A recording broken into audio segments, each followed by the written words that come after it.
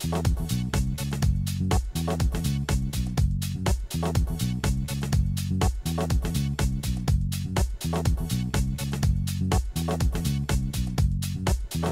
and welcome to Time with Theresa. I'm your host, Theresa, and tonight I am interviewing on the red carpet for the SAG AFTRA red carpet event.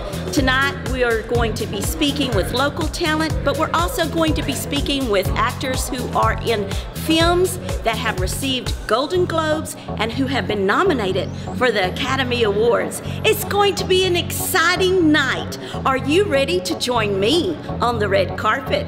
Okay, let's go.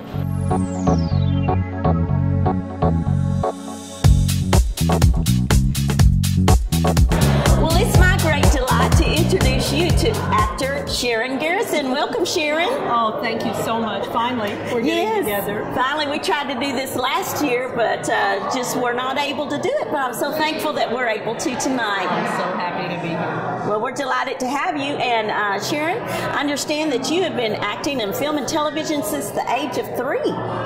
Actually, 4. 4? 3, I guess that was on the front porch. But I was on television when I was 4 and 5 years old on a local TV show in Fort Worth. And I was singing songs like 16 Tons and Love and Marriage and some wonderful rock and roll waltz, those kind of songs when I was a little bitty kid. And went on, I worked at theaters in the area and then moved into film and television and been a member of SAG and AFTRA actually since 1975. So oh, wow. Wow. Yes, ma'am. Well, most of my life. So you must have a passion for it. You must enjoy it. I do. I love it. It's something, and I teach a lot. I do a lot of coaching and teaching young actors, and I tell them that, you can always do it as a hobby. There are wonderful community theaters, and there's nothing wrong with that. I did a lot of that when I was really young, and there's nothing wrong with that. But if you really love it, then go for it. There's no reason why you can't. And a lot of people in Texas, I mean, this isn't Hollywood, but it is Texas. And we've got big ideas, big aspirations, and there's no reason to limit yourself. And when I came back into the business 8 years ago, because I left it for a while and taught them school and finished raising my kiddos, and they're grown now. I'm still raising them, but they're all my 3 girls. But I decided to go back into it full time, and I went for the gusto. I mean, I just really dove in. And I decided at that point that I wasn't going to settle for anything. There's no reason why I can't do films all over the place and do the big films. And I have 2 wonderful films opening this year that are examples. It's not huge roles. I'm not doing a lead. They're very small, especially Pitch Perfect 2, which is coming out in May. And then in November is Midnight Special, which is the same young man who directed Mud with Matthew McAlister. Oh, yeah? And he's wonderful. And I play Kirsten Dunst's mother in that. And there's no reason why we can't. We don't have to just work in our town. Right. When you just work in your town, that's mostly doing theater and that sort of thing. But we can work now in this age with video auditions and all of that. You can work all over the world. Yes, that's true. Right. And our actor friend, Glenn Moreshower, I mean, Glenn works everywhere, and he never slows down. He's always working, and you can. And of course, he's at a way bigger level than me. but I really enjoy working out of a central location rather than living in Los Angeles, which I have done. Oh, okay. But it's a tough place to live, so you have to make your choices, right, and stick to your guns. But it's still doable. Absolutely. Wherever you fall out in the timeline or whatever, it's still doable. Absolutely. Yeah. Absolutely. Yeah. Well, now I know that you've played on Drop Dead Diva. Yes. And that you enjoyed. Share why you enjoyed playing on that show. Well, it was one of those roles. I'm trying to remember what year. 2011, I guess. I was on it for 4 years, and it was in its 3rd season when I started. And it was one of those auditions that comes along. My character's name is Judge Amelia Sanders. I'm sorry. There was another Judge Sanford. They kept getting us mixed up. I had to make sure I had the right judge card on the bench when I went in to do it. But I ended up going in. I auditioned for it, and she was just so much fun. And I said, this this is a woman that I could be, I could live with, because you really do step into someone else's shoes. But it's more fun when it fits your personality. Then it's just fun. It's not a really big challenge. And so I went out and did it, and they really liked me, and they brought me back for 4 more years. Great. So I would go out every night, get the call, and head for Atlanta and go do the judge. And they finished their years last year. It was their very final year, their 6th season. It was by their choice, not by Lifetime. It was on Lifetime, but it was fun. But they can still pick it up and watch it, right? Oh, it's very much. It's still going on. Oh, right. It's in syndication. It's in syndication. Okay. Okay. Well, congratulations on all of your success. I'm looking for another recurring role. You got anything? Anybody? I'm sure something will come up. I'm always looking for a job. You know, I tell people when they're, I mean, you know how much we all love to go to job interviews, you know, like a root canal. But you go to a job interview and the pressure and everything. Well, being an actor, you do it every day of your life, because you never have, unless you luck out and get on a long-term series as a lead, you never have a regular job. The closest thing we have to that would probably be soap operas, you know, and I can't imagine spending a lifetime. But there are people who do it, right. And they love it. Right. They love it. Right. They have wonderful characters and wonderful work. So. But I've learned to enjoy the audition process. Well, that's good. That's good. Well, Sharon, I also understand that you're a songwriter and a singer, and I want you to tell me about a little song you wrote, I Wished I Had a Way. I Wish I Had a Way, and I actually didn't write that. Now, I did sing it, and I did change some things in it. Whoops. It was a long time ago. It was on the Dot label, and I actually had 2 records out. One of them was actually, it got really well known on the Christian stations in Texas. I used to tour around and go all around to the radio station. Sounds like we we're sorry if this is coming in too loud for this interview, but and it was called The Odds of Life, and actually it was the flip side of Wish I Had a Way, I think. I'm not sure, but I had 2 records out on the Dot label many years ago, and it was a lot of fun. I was very young, and I wasn't much into the touring of going and singing, you know, with bands and singing late into the night. I've never been a real late night person anyway, but it was fun. It was fun, and I put them on the website. So if anyone wants to go to my website, my husband digitized it and put it up there. So there are 4 songs on there, but it's SharonGarrison.com. So all right. Wants to go and look at them, listen to my music. All right. I call it bubblegum music. It's fun. But they're sweet songs. They're very sweet songs about being young and being in love and all of that. Yes. Well, congratulations on all your success, and we wish you all the best in your future endeavors. Same to you. Good luck to you and all you're doing. Well, wonderful thank work. you. Thank you. And it's so good to have you spend a little time with us. I loved it. I loved it. I missed it last time. Thank you, sweet. Thank you. All right. Bye-bye. Well, it is my great delight to have Mr. Glenn Moreshower with me tonight. Welcome, Mr. Moreshower. Thank you, Theresa. I'm glad to be here. Well, it is a delight to have you, and you are an actor and a producer, and I understand you've shown in films such as Xmen and Transformers. Well, you did your homework. No, I've been at it a very long time. I've been making movies since 1975, so this year is my 40th anniversary, and my wife and I are both from here originally in the Dallas area. And I moved to LA in 77, and so we have homes now in LA and here. And I have to tell you, we returned to Dallas once they added me to the reboot of the Dallas series on TNT. And that was about 2.5 years ago, and we love being back home. So this is home base in between films and television shows. Great. Well, that's wonderful, and great to have you here tonight on the red carpet. So we've also, gone to the awards. In 2007, I had the privilege of being nominated for a SAG award, and so to be there that night was so surreal. And we were seated. My special moment of the night is that we were seated right next to Carol Burnett and Betty White. Oh, nice, and it was really, really wonderful. And that was for an ensemble nomination for 24. And you know, we were on the air on Fox for 7 years, and the show got a lot of attention, and it was a real blessing. Yes, sir. Well, that segues into one of my questions. Do you ever get starstruck? You know, I think, especially at the award shows, it's an opportunity for all of the actors to really appreciate one another. And I think, you know, I don't think once you become a successful actor, there's anything that mandates you ceasing to be a fan. I think we're all working actors and we're fans at the same time. And what's funny is when you're doing a role with someone who you've revered for a very long time, and I'll tell you, I felt that way working with Jack Lemmon and with Clint Eastwood. Where in the middle of the scene, you're trying not to be 8 years old within your skin going, I can't believe I'm doing a scene with Clint Eastwood.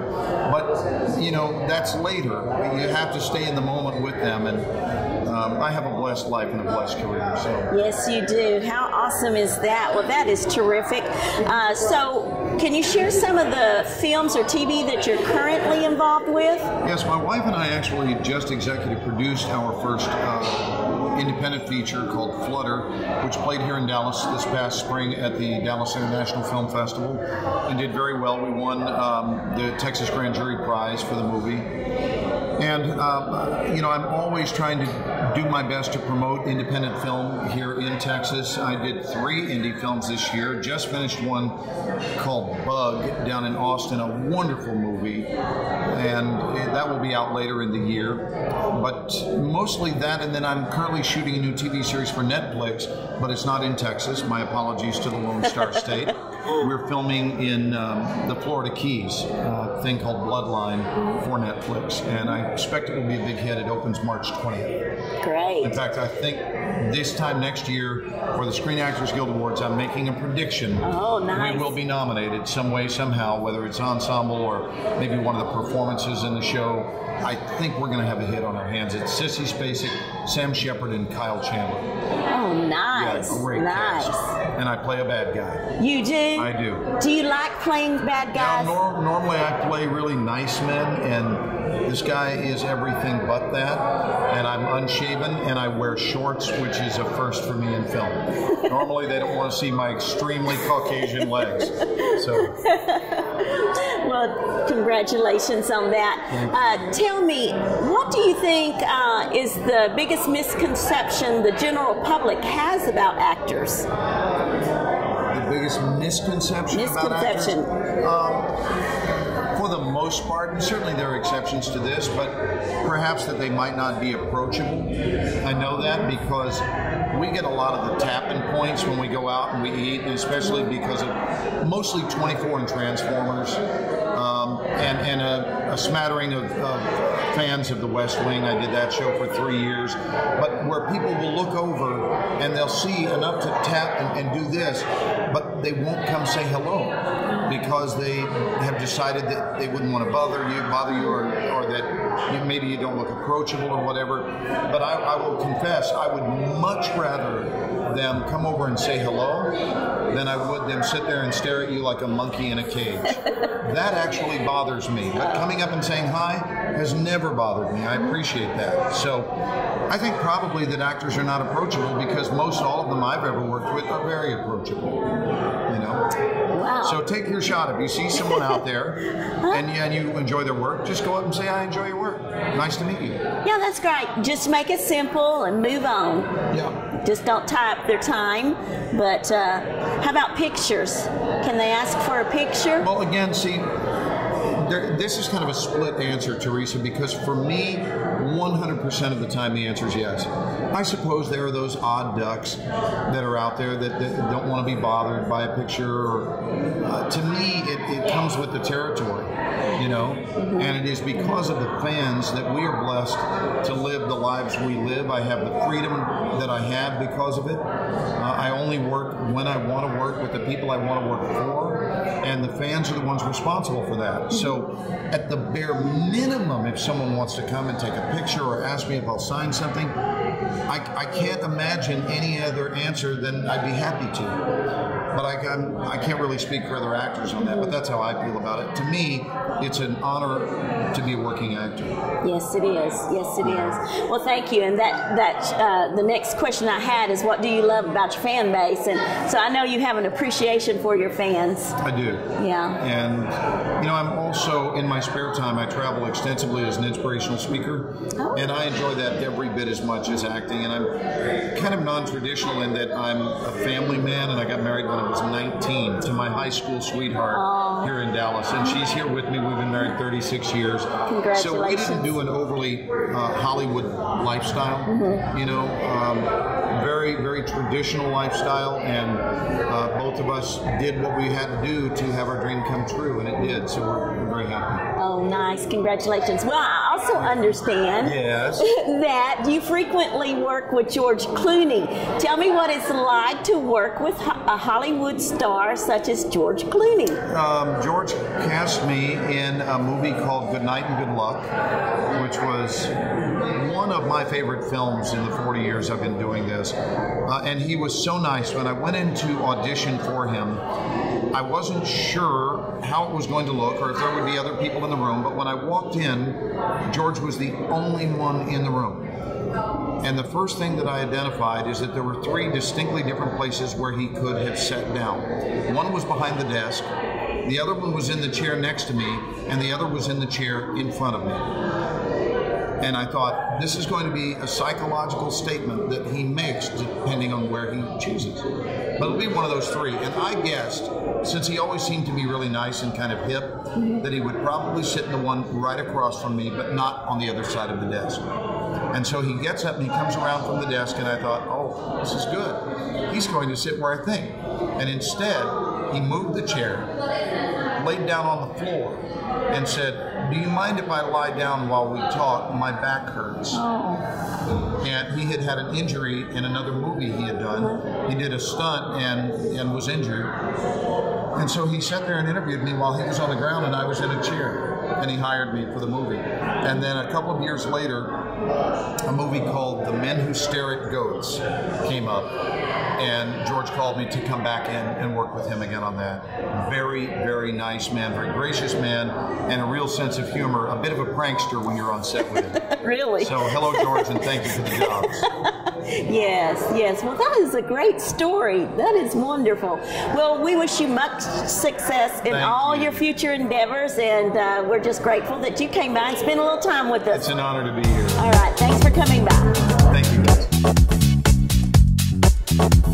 Well, joining me now, I have the founder of the Linda McAlister Talent Agency. Welcome, Linda. Thank you. I'm happy to be here. Looking forward to it. Well, it's great to have you on the program today. Could you go ahead and share a little bit with our viewers your background and why you became a talent agent? Oh, sure. I was born in the industry.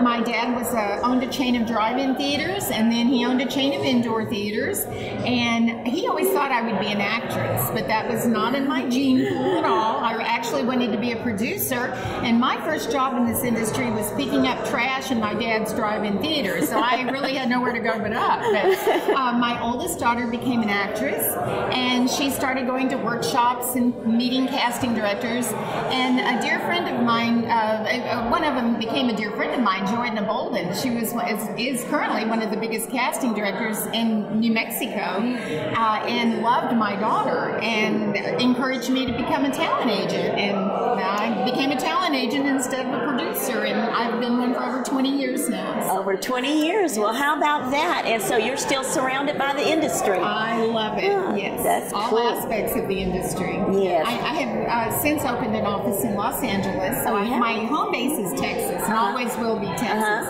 But I do have an office in Atlanta. Well, nice. Well, yeah, you need to duplicate yourself. Exactly. Well, could you share a little bit about what progress has been made to get more films and TV shows shot here in Texas? Okay, I was one of the creators and originators of the Texas Motion Picture Alliance. I've actually worked on the incentive program since 1999, and it was kind of in the baby stages of it, and we didn't know what we were doing. We just knew that we were losing a lot of work to Canada, and at the time, Canada was our biggest runaway production center. Texas was, filtered a lot of work in from LA, and we were the movie of the week capital, but then all of a sudden Canada kind of took everything from us because they were smart. They provided a lot of incentives. So a few of us got together and decided that Texas needed to become part and see what we could do to kind of compete with Canada. Lots of years of legislation, and we never could quite get it together because Texas can't do the tax credits like Louisiana and Atlanta because we don't have a state income tax. So we had to set ours up differently. So in 2006, I was part of the Dallas Producers Association board. I'm still a very proud member, but I was on the legislative committee, and a group of 6 of us, I was the only woman, but a group of 6 of us formed the Texas Motion Picture Alliance. And we knew that we had to get the industry powerhouses together to really implement these incentives, and we had to, get the support of the governor of our Texas legislature, and someone had to write the bills, and so with the support of our then Texas Film Commissioner Bob Hudgens, he couldn't be part of our group because he works for the governor's office, but Governor Perry was very supportive of it. Across the board, all of our legislators were very, very supportive. Cross party lines, it was as government should be.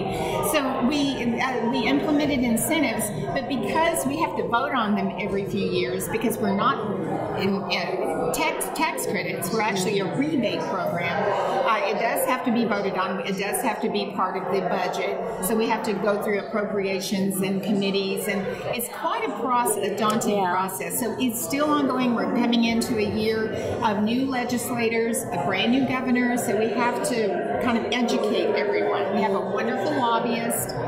It's with our Texas Motion Picture Alliance, Lawrence Collins. He's doing a beautiful job, but we really have to energize and educate a new legislature and a new governor. But it's okay. Texas has got a great future. We do have some shows coming in, and we've got wonderful incentives. And I encourage producers to please kind of line item our incentive program, and don't just look at the figures on a website and say, oh, well, they're not 35%. No, we've got a lot to offer. Good. Great locations, great talent and crew, and lots of studios, we've got everything it takes to shoot great projects here. That's right. I believe that too, Linda. And thank you so much for your efforts in that and all the hours that I know y'all spend and everything doing that. We really appreciate it. Could you go ahead and share a few tips with our audience? If someone's shopping for an agent or an agency, what should they look for? Okay, we get this a lot, and I think a lot of actors or aspiring actors think that if they want in this industry, they have to find an agent. That's actually the last thing you need. First, you have to get in with a good, solid acting coach. Try to get some experience with student films, independent films. Let your acting coach tell you when you're ready for an agent. Don't try to be your own barometer as far as when you're prepared. Agents can't make you talented. Agents can only promote and market what you bring to us. So you have to know your profession. You have to be prepared, professional, know what you're doing. This is not an on-the-job training. You can burn a lot of bridges by showing up for an audition and not knowing what you're supposed to do and not being prepared. So I always tell actors, please let your acting coach tell you when you're ready for an agent. They're the ones that work with you. They know your strengths. They know what you need to work on. They know when you're ready for a career change. Great words of advice. Great words. Well, looking ahead at 2015, what do you think the climate looks like for family-friendly and faith-based films and also in television programming? Definitely. There's been a great surge, which a lot of us, I totally welcome faith-based and family-friendly films. We have a new target audience in the fact that everything is so visual. Television has been, and movies have been a part of all of our lives for almost a century now. So, or at least a century. So it's something that, especially the last 50, 60 years, we've all grown up with. But it's kind of like there's probably a little too much accessibility to programming that isn't family and kid friendly. And I'm not for censorship, but I think we need to have a little bit for everything, and we can decide what we like. I love faith-based movies. We need to have a positive message. The world struggles with some issues. You know, as families, as people, we all struggle with issues. We need to know that there can be a good outcome, that there's people to support, that there's goodness in the world. It seems like too many times, you know, the evil or the bad seems to override any of the goodness. And, you know, the news shows, they seem to always promote, you know, the bad news. Let's start having some good messages. It doesn't have to be people over the head with the Bible, but let's say it can be a positive message. It can be very much over not just one faith, but many different religions, and just a good positive message, how we're to be as people, how we can overcome difficult situations. That's always a big plus, and the world needs some goodness and kindness and some hope.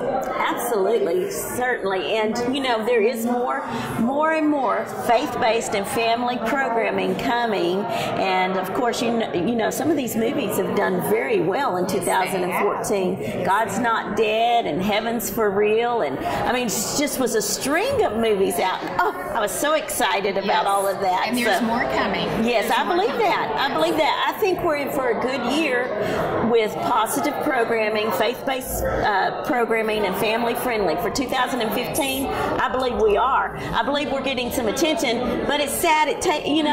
Money talks. Money talks, and so because there's been sold-out audiences, now it's getting the attention of Hollywood. You know. Exactly. Well, and I encourage the audience, please, if you want faith-based films and family-friendly, you've got to show the support. That's right. Buy the tickets. You know, pay-per-view. You know, show the support by putting your money where your mouth is. That's absolutely right. To support it. Yeah, that's right. Well, it's been such a delight to have you on the program, nice to meet you in person. Nice to meet you. We wish you much success in all of your endeavors. Thank you. I'm very happy to be in the industry.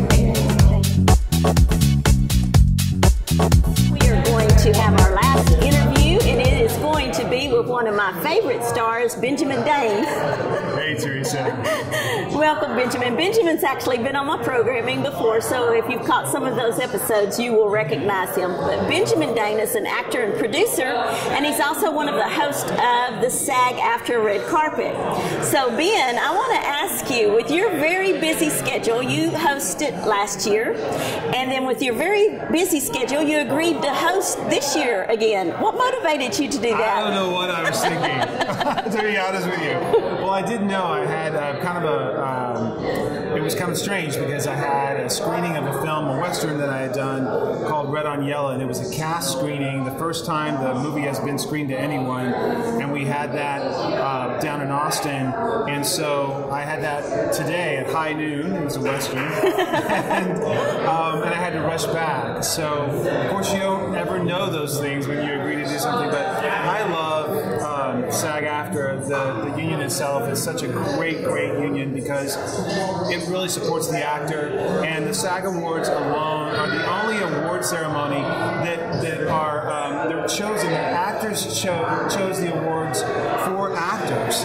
You know, it's the only award show like there's no best director, there's no best picture. It's all either an individual cast. An individual that wins or an ensemble cast, and it's so great to honor the actor.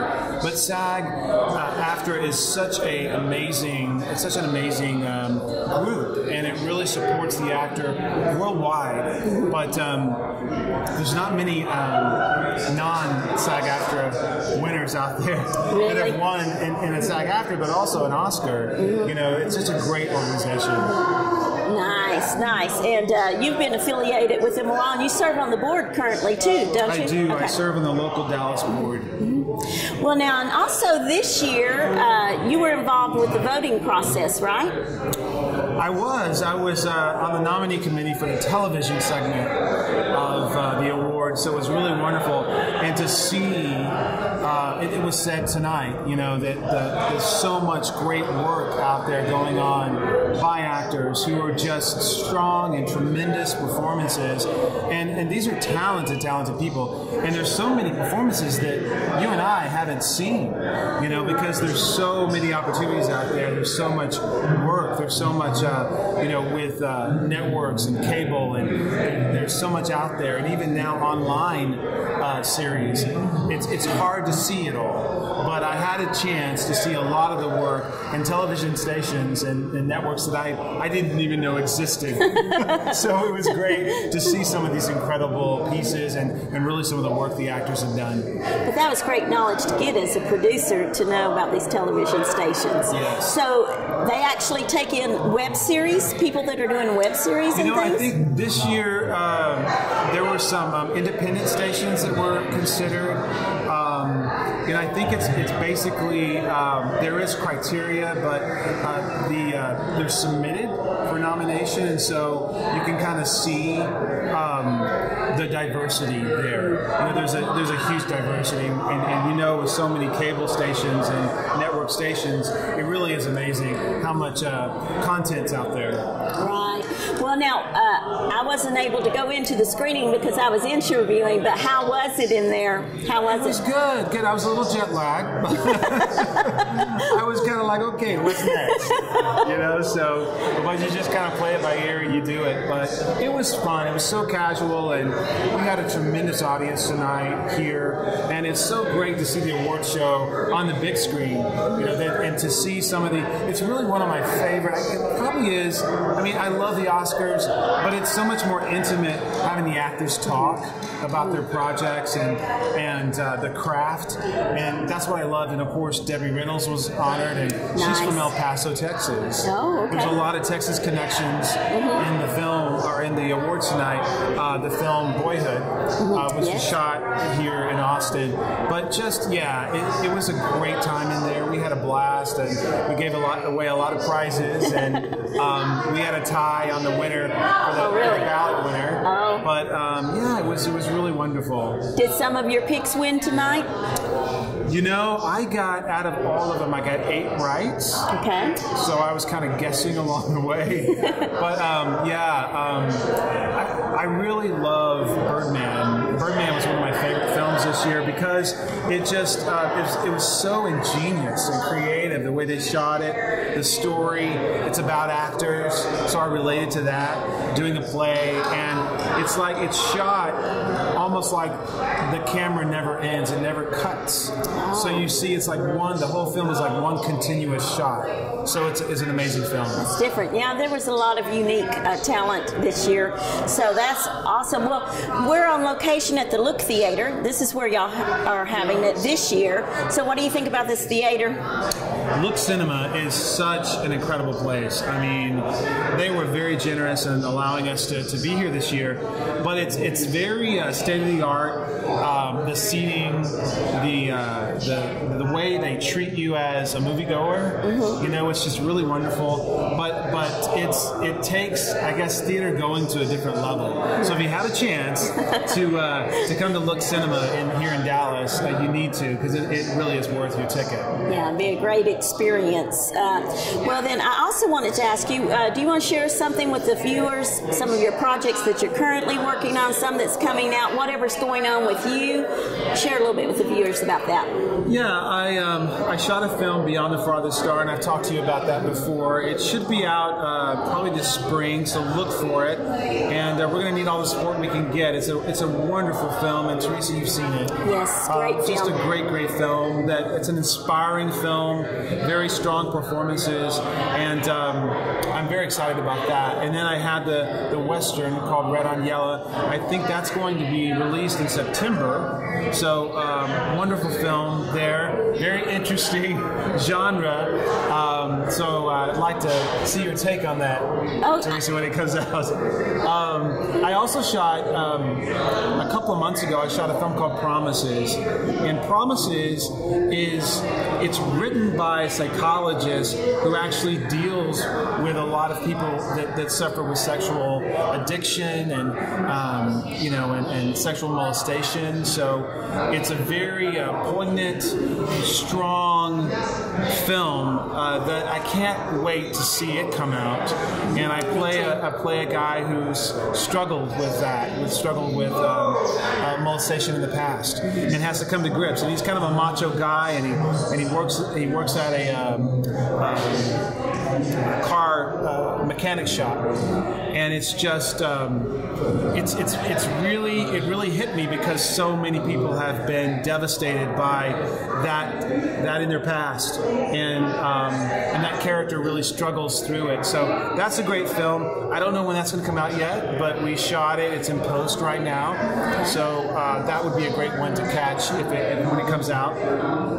And then I did a comedy called Second Impression, which may be out later this year, so we kind of got our fingers crossed. It's an independent film, but really fun film, dealing with it's kind of like It's a Wonderful Life on steroids. It's kind of a different take, but yeah, I just enjoy working, and looking forward to what 2015 holds, because I think it's going to be a great year.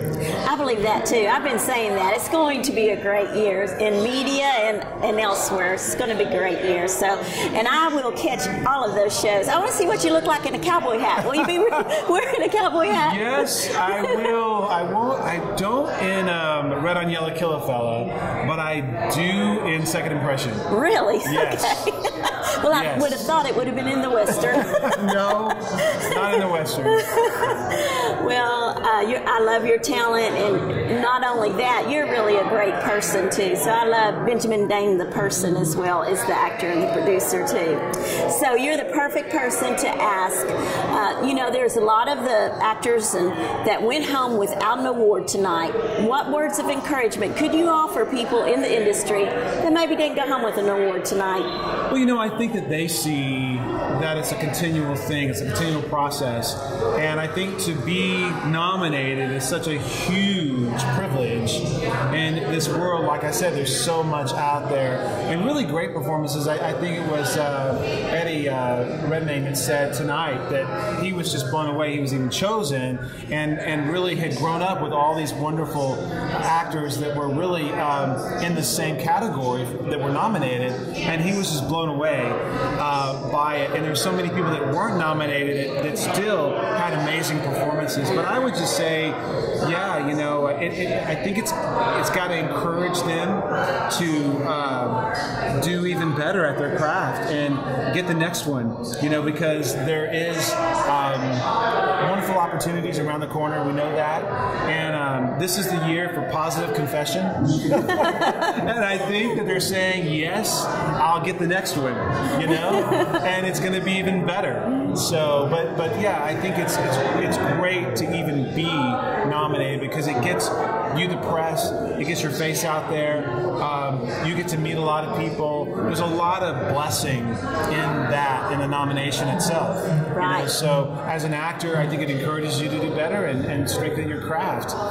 Tonight, and I can't remember, I think it's Yuzo, and I can't remember her last name, but Yuzo is on the Orange is the New Black, and she said, one of the things that she said in her acceptance speech, she won for a Best Supporting in a dramatic series, I believe, and she said, I was about to quit acting, and I went into this audition, and she had auditioned for a smaller role, and they said, no, we want you to read for, and it's Crazy Eyes is the role that she eventually got, and there she was standing up accepting an award, a SAG award for her work, and just think if she would have quit, right? It never happened. And so I think actors, it's a very difficult profession because it's filled with a lot of rejection, so you work, you memorize the sides, you read the script, you go in for the audition, you may drive or fly to that audition, and there's no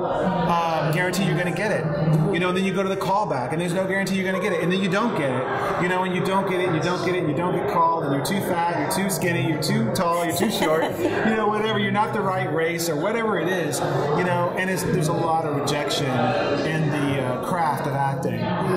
So I think that, you know, it's the year of positive confession. You've got to say, you know what? I'm not going to give up. I'm not going to quit. I'm going to go on, and I'm going to win the next one. Right. That's great. That's great. Well, now, tell me, this has been a great year, 2014, for faith-based films and inspiring films, family-friendly films. Yes. Do you feel like that's going to continue on through 2015? I think it will, and I think there's going to be more distribution avenues for faith-based, because people are getting a clue and seeing, wow, people really do want to see more faith-based. Yes. There is an audience out there. It needs to be marketed to, and there needs to be some quality products. I think we as producers of faith-based, we've got to raise the bar. We've got to compete with everything else that's out there. So faith-based should be just as good as Theory of Everything or American Sniper or whatever the film is.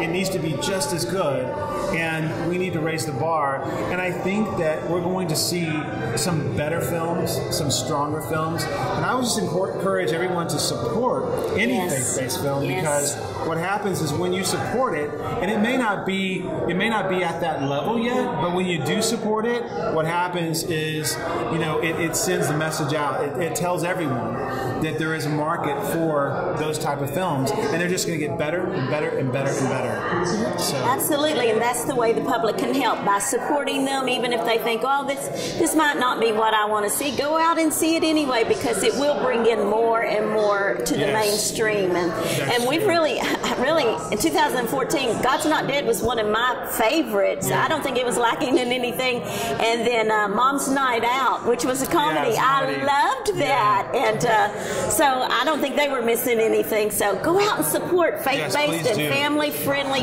entertainment. Go out there and support it.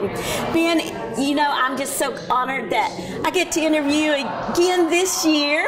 And I'm so glad you made it this year to the SAG Awards. Yes, I'm glad I did too. They're so good to me here. They're very good to me here, and let me interview and stuff. So really, I'm making friends, you know. And so it's been fun.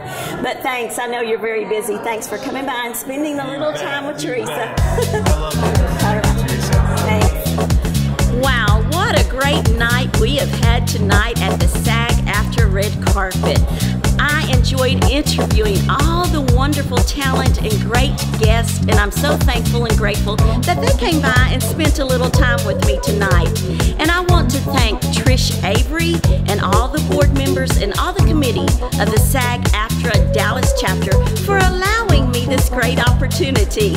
Who knows, you may see me here again next year. We were here last year, and maybe we will be here in 2016. But it's been a great time, and I hope you've enjoyed your time on the red carpet with me. Well, as they say in the industry, that's a wrap. God bless you.